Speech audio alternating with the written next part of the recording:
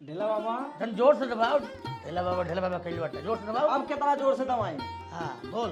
कहा तभी 2 जनवरी के हमार बियाह बा। हाँ हाँ तो आपके चले पड़ी। 2 जनवरी के। हाँ बाबा।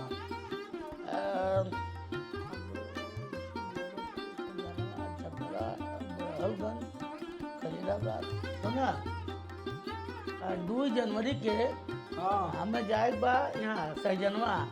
एक दिन 4 टके रही बा। हम तोरे बियाह हुआ है नहीं जा पाई। कैसे बियाह हमार हुई? हो चाहे ना हो। हाँ तोरे बड़के भाई बियाह में गई 551 रुपया धल है। हम मंत्र पढ़त पढ़त मुहरा खून फेंक दनी और तोरे बियाह में जा 551 जगह पे 1051 दे देबा बाबू। 4 टके रहिया जोन बा हाँ बाबा। हमन गिरतो पड़तो हम कमाबे ना तो समझ ल कम से कम 20-25 हजार आ जाई। ठीक है ना? तू का कर अपने ब्याह के डेट टार दे। तो बियाह की डेट डाल दी। और क्या? अब तोरे लगन के हिसाब से तोरे ब्याह के हिसाब से हम अपन काम नहीं करम ना। हाँ हाँ अपन धंधा देखी के तोर ब्याह देखी। हाँ जा ठीक है। फरवरी चाहे मार्च में ब्याह रखे अपन। जा हो गया जा। ठीक है बाबा। हाँ अच्छा जाते। गच्चर बाबा बोला। प्रणाम पंडित जी। अरे चिकुरी गच्चर है बेटा गदाई ला। हाँ चली चली। कहाँ? जान तो नहीं का। अच्छा ये देखा बेटा।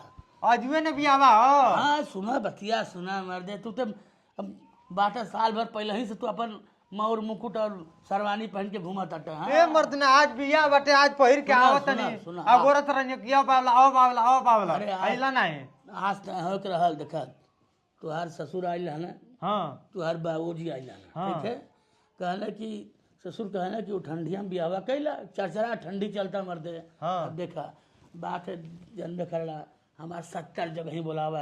कहीं उड़न बा मुड़न बा टूड़न बा जनेऊ बाटे रही बा बरही बा। हाँ। अब 100 चीज रहला। ठीक है। तो हमारा डेट पहले से लेबे नहीं किया लोग। हाँ। और दूसर बात ये है कि वो दिन में हमें जाए बा गोरा ठीक है।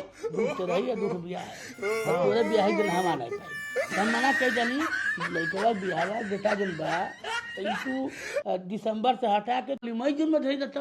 अरे बाबा दुनिया भर के लोग के ठंडी में बिया होता है। हमार मई में जून में कह दिया तू। अरे दुनिया ठंडी में रुआ रहे आ जाए अगले ठंडी में आ जाए। देख मई जून में दादा आओ तो ठंडिया कैसे खेप पाए। मई जून में गर्मी पड़त रही एसी लगल रही एसी मिली। ठंडिया में पहले बात दुल्हनिया एसी लग रही आई ना। देखो हम राजाई ओढ़ लेम ठीक बा लेकिन हमके चाहिए।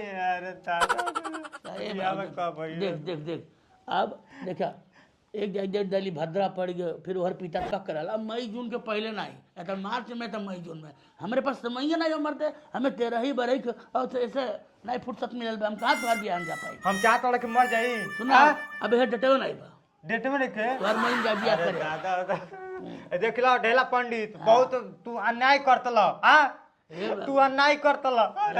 ढेला ना है पंडित है। शादी कराइले तो सरदो कराई। हमार बियाह ना हो तो हम कैसे जिए रे दादा। कहाँ बियाह करे? अरे बाप बाप हम कैसे ठंडिया खेप रहे मेरे दादा। है मजदूर लोग। कर गई माला वाला का होई हरा। ऐ सुन जब हमार बियाह ना हुई हाँ तो सुनो बताई पहला माला पड़े। देखा ये कितना सुंदर लड़का है। माला मान के ना पहने। मई जून बियाह करे आप ऐसे एक लड़का बार गोल लागली है। अरे बाबू गच्चर हा गदाइला हमार बात मान अरे के बाप रे हमार हमरे डेटे लाई बा हमें कहीं और जाए बा। ये करे बा ए करे ए बा ए करे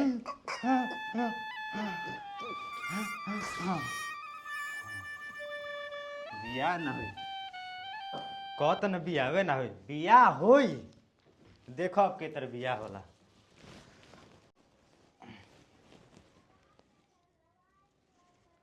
हेलो हम चिखुरी दुल्हा बोलतनी राउर दामाद राउरा बेटी के हम भातार बोलतनी।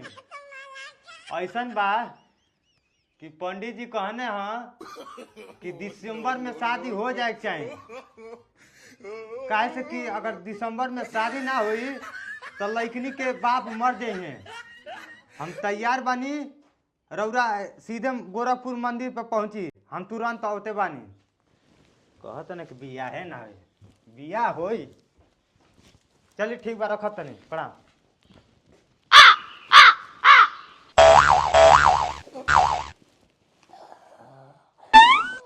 अरे बाप रे बाप, सांस ना रोकल होती तो सरवा हम क्या मुँह आई दल होत। अरे राम प्राण बच गया। अरे बाप बड़ा खतरा भाई पंडित आयन में कबो कबो। अब हम फोन करते कुछ तो गड़बड़ है। अरे मर्दवा जोनो लइकवा तोरे बेटीवा बियाह करात रहली वो तो हमार मर्दर कह देत रहल। हाँ बच गली गटिया उटिया दबा डाले उसे बियाह मत करे तोरे बेटीवा मार डाली। हाँ हमारे तो मिर्गी आवेला। हाँ वो चलो को माई सगाई आई उसे बियाह मत करे बेकार है एकदम से।